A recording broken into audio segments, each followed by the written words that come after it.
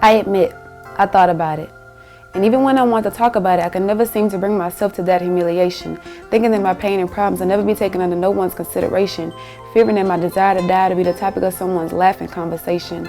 Suicide is the third leading cause of death for my generation. Even when I want to talk about silent cries for help because I no longer want to be in that situation. I was depressed. I wanted to end it all. I wanted to take my own life because the pain was steady rising and the depression was surprisingly fast, and I didn't want it to last any longer.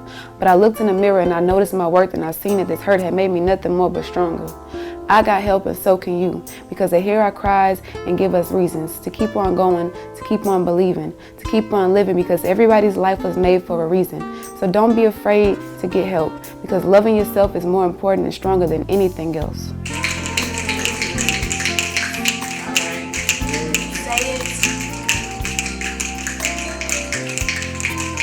If you or someone you know is experiencing depression or other mental health problems, help is available at Capital Area Human Services. Call 225-925-1906 or go to realhelpbr.com for more information.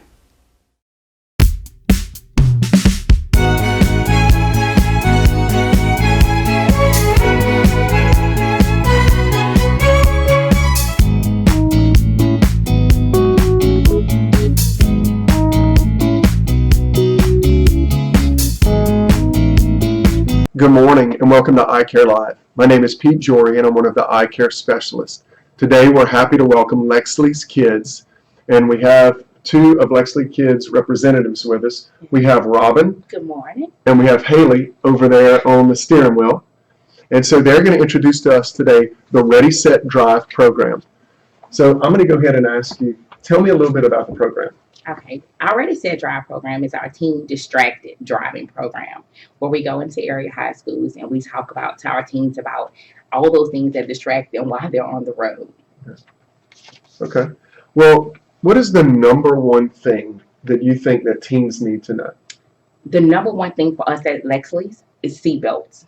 Yeah. Every trip, every time is what we say. No matter how short the distance is that you're traveling, the first thing you do when you get into your vehicle is put on your seatbelt. Let's watch this video. What you saying? Body to body, funky to funky, we know how to rock your body. This is Michael. Today he's going to hit his girlfriend so hard she ends up with permanent brain damage. Funky to funky, we know how to rock your body.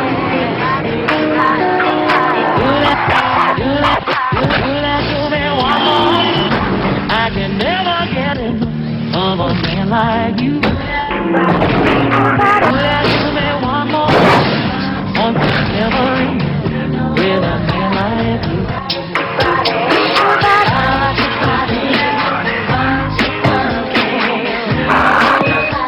Pretty dead in this vehicle.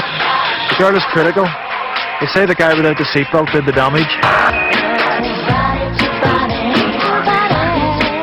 No seatbelt, no excuse.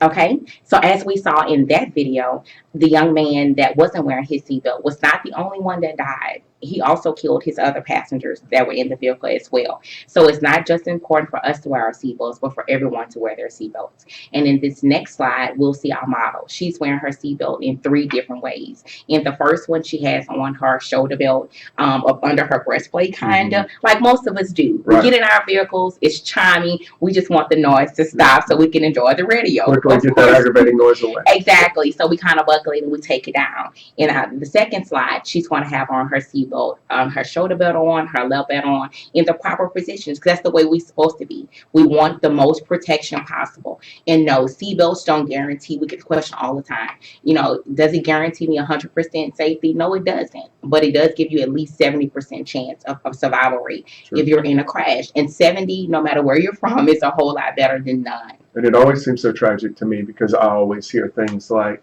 well, a little child passed away or something, Exactly. and then you hear, and they did not have on a seatbelt. And they did not have And that a always seatbelt. sounds so tragic. Exactly, for something so simple. normal. But we do it. We become complacent in riding and that sort of a thing, and we don't wear it. And so we'll see in this next slide where what really happens to our body when we don't wear our seatbelts properly. Let's watch this video. Okay.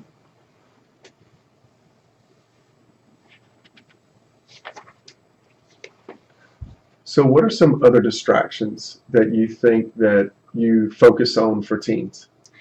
The other distractions, oh my God. So first starting out, cell phones. Huge.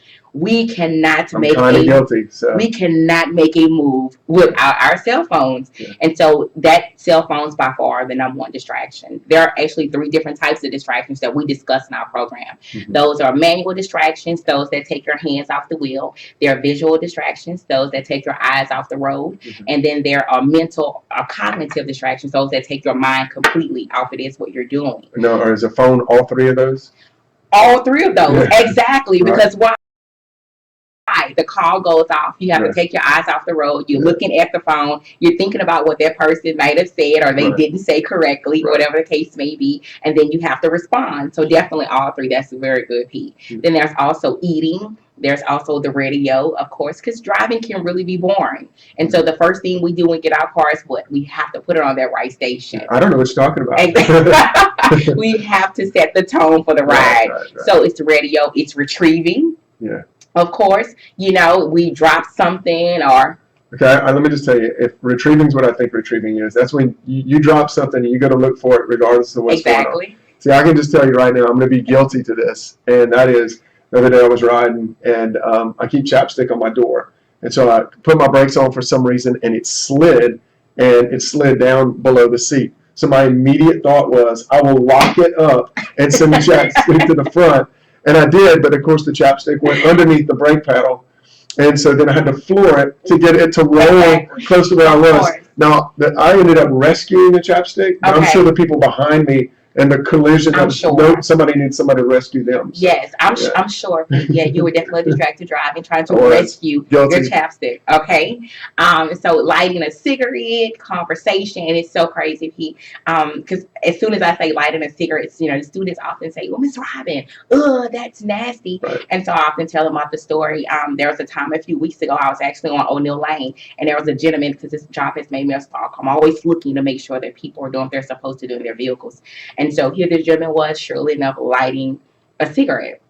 And so when he went to light it, he came out and he had matches. So immediately I'm like, oh my God, matches? So we're still using matches? Right. And so he went to strike it. It didn't do it. So he went to strike it again. The second time, it didn't do it. He did it a third time trying to get it done before the light changed, and it flew up and into his lap. Uh-huh. And so, yeah, he was just fussing and hitting it all over. So, yes, lighting a cigarette is definitely one. Then there's conversations, depending on who you're with in the car, your friends, that sort of a thing. Grooming. Of course, we see our ladies and they're riding, they're putting on mascara and eyeliner on the interstate. There are billboards that are now 3D and spinning around like the dice for the casino, that Right. sort of a thing. All sorts of things. There's rubbernecking, which of course is, traffic is slowed down in your lane simply because we're looking at a wreck. There's nothing more frustrating Exactly. to be in a long line of traffic to realize that the wreck was on the other side Side of the road. Yeah. Exactly. Yeah. So there's rubbernecking.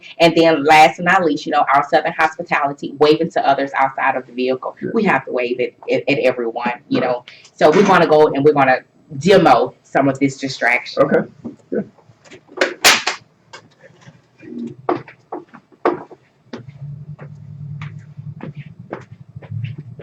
Okay, Haley. Okay, so your right pedal is going to be your gas. The middle pedal is going to be your brake. Those are going to be the only 2 pedals that you're going to use. All right, hands on your steering wheel. These are your blinkers, and these are your lookers in case you want to look before you turn. Okay? Okay. You're going to be driving distracted. Your phone will pop up. You will have to text and drive. Okay? And your friend that's riding in the car with you will tell you where to go and what to do. Okay? You might want to think your friendship after this.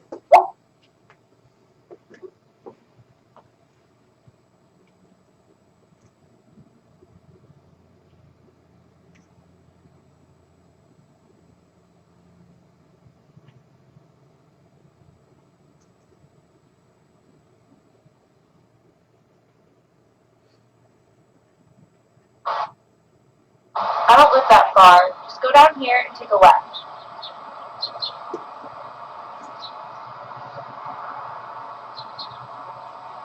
Take a left here.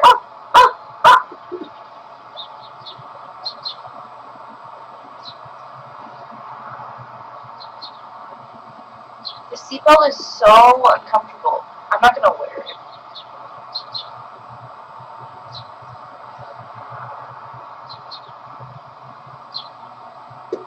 Alright, keep going straight.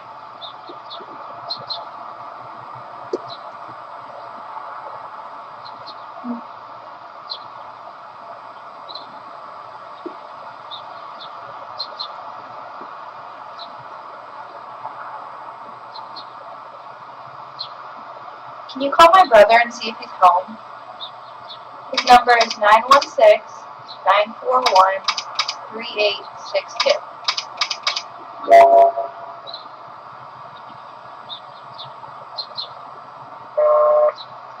Is he home?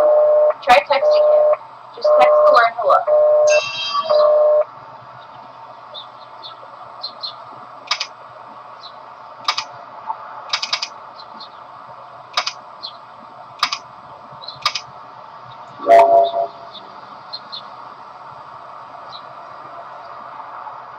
Take a ride at the light.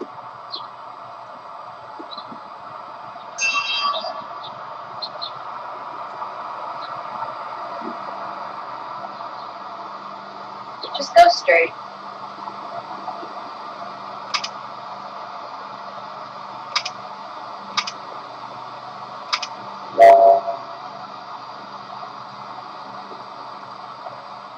Take your second left.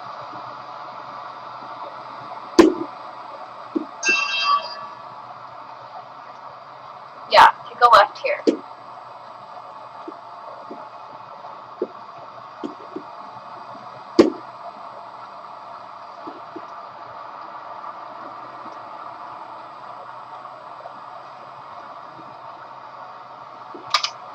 Just go straight.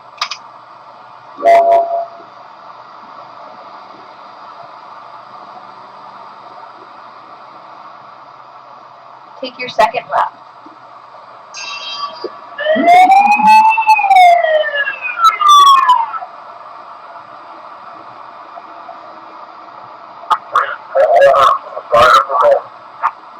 Okay, so not as easy to do as you thought, right? No. All right, very good.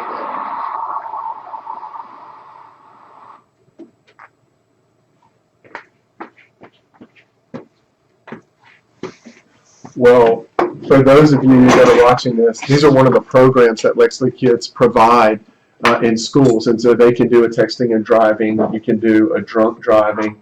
Exactly. Is there anything? Mm-hmm. I know there's just distracted driving. Right, exactly. I did one the other day, just to let you know, and I did the drunk driving, and all I can say is I ended up in a field and then got hit by a truck. And so, but I thought. Unfortunately, Haley did a really good job, so I'm not sure what that tells us about Haley and her ability to text exactly. We're going to talk later. So, well, I know it's prom season now, Right. Mm-hmm. and so what kind of emphasis do you do for kids for prom season? Actually, we are really talking about alcohol. Mm-hmm. Sometimes the kids are they're in a celebratory mood, so we totally understand. And then the pressure sometimes from other friends, whether they want to do it or not. So during this season, we're really stressing the alcohol factor.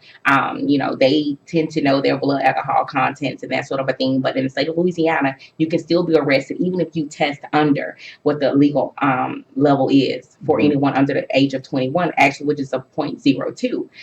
So it's crazy. So let's watch this video. Have you ever wondered why it's such a crime to drive after a few beers? Cheers. 5 minutes after your first drink, alcohol reaches your brain and starts to interfere with the way cells communicate. First, you lose the ability to assess risks.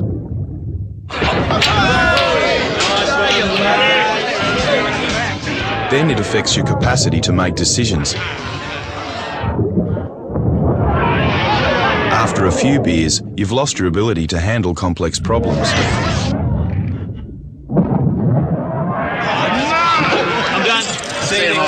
This becomes a serious danger when you drive.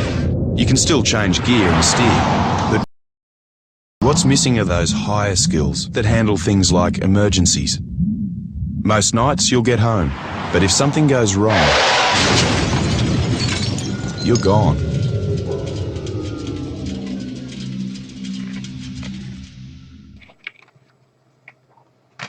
Okay. And what people don't seem to understand is that it doesn't matter how much alcohol you tend to drink, whether it was 1 beer or 2 beers, that sort of a thing. The intoxication process starts immediately the first sip you take. Yeah. Now it takes 5 minutes to get to the brain, but it starts immediately with the first sip that you take. And one thing that we see often that we pose, the question we pose to the kids are, what is the difference between being buzzed and being drunk? Mm-hmm. Because we get that a lot. Yeah. I'm not drunk, I'm just a little buzzed. Mm-hmm. But if you happen to leave somewhere and injure 5 people, does it really make a difference whether you were buzzed or drunk? No, there's no difference. Let's watch this video. Where's my husband? Where's my husband? Stop. How's she doing? 2, 3. She was a passenger. I was T-boned on the passenger side. Right, We just had some wine. I wasn't even drunk, I was just buzzed. What? You were just buzzed? Well, sir, you didn't tell us that. In that case, she's just fine. Yeah. That's fine. Really? No, not really. Buzz driving. Maybe we should stop acting like it's no big deal.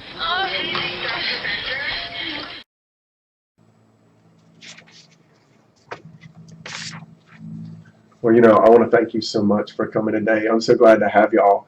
And y'all done a great job. And so I want to thank today, especially, I want to thank Lexlee's kids for coming.